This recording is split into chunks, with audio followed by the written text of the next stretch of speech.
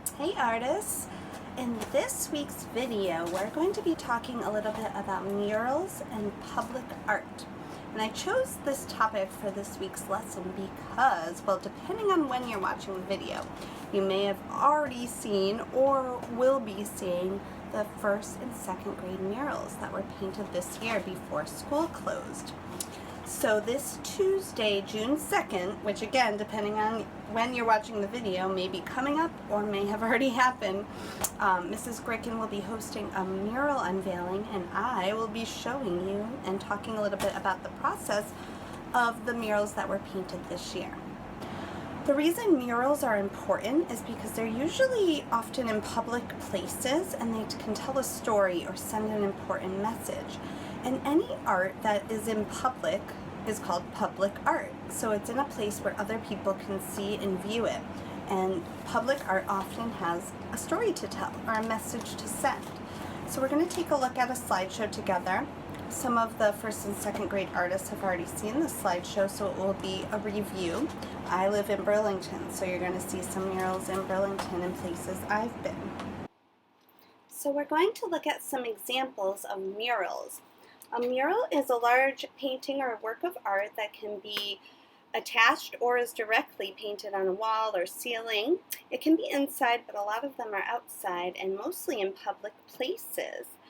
Murals usually tell stories through their pictures or are there to make a space more beautiful. This example shows that murals have been around since the beginning of time.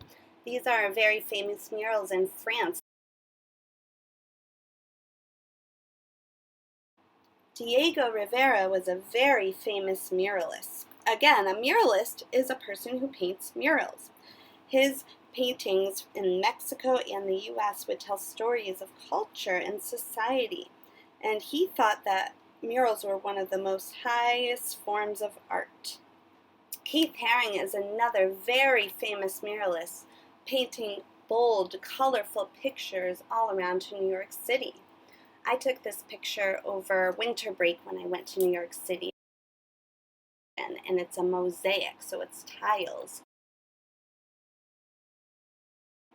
This one is basically right across the street from where I live in Burlington, so I see it all the time. It's by a muralist, Jules Muck, and it's of a famous boxer named Muhammad Ali. And this hummingbird mural by Mary Lacey is right in downtown Burlington as well.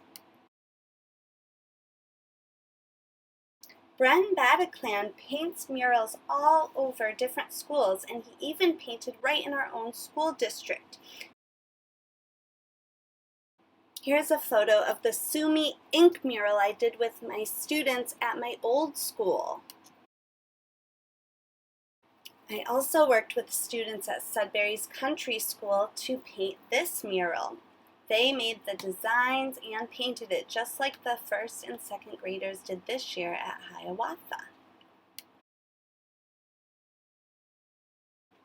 Here are some other examples of public art that isn't murals. So there is actually the hummingbird mural is in this photo, but you'll also see that sculptures and other forms of public art are all over Vermont.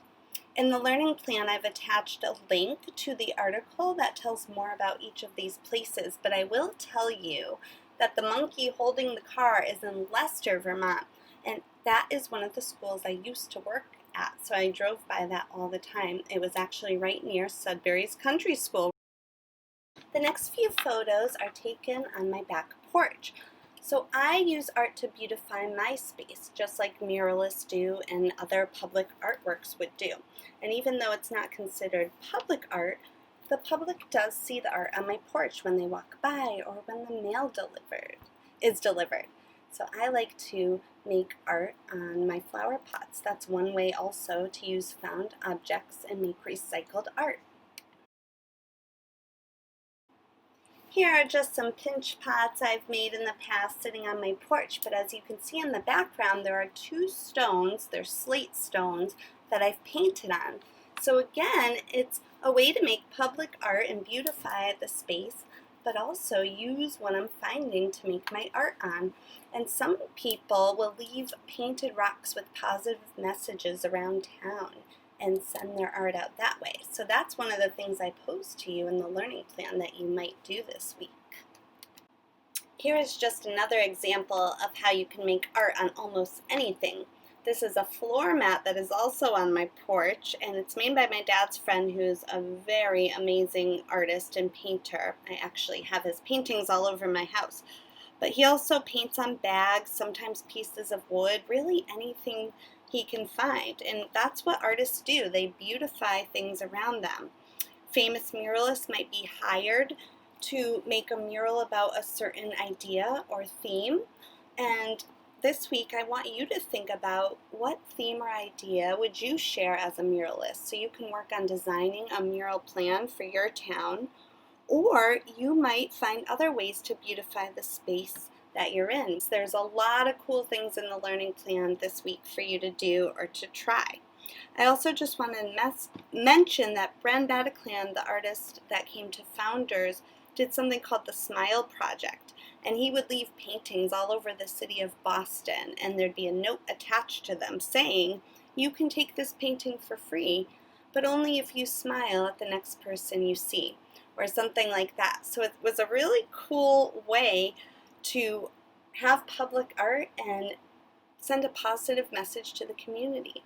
When you look at art, what does it make you wonder? You want to ask yourself questions and try to understand it. See if you can talk to others about the public art you see when you see it.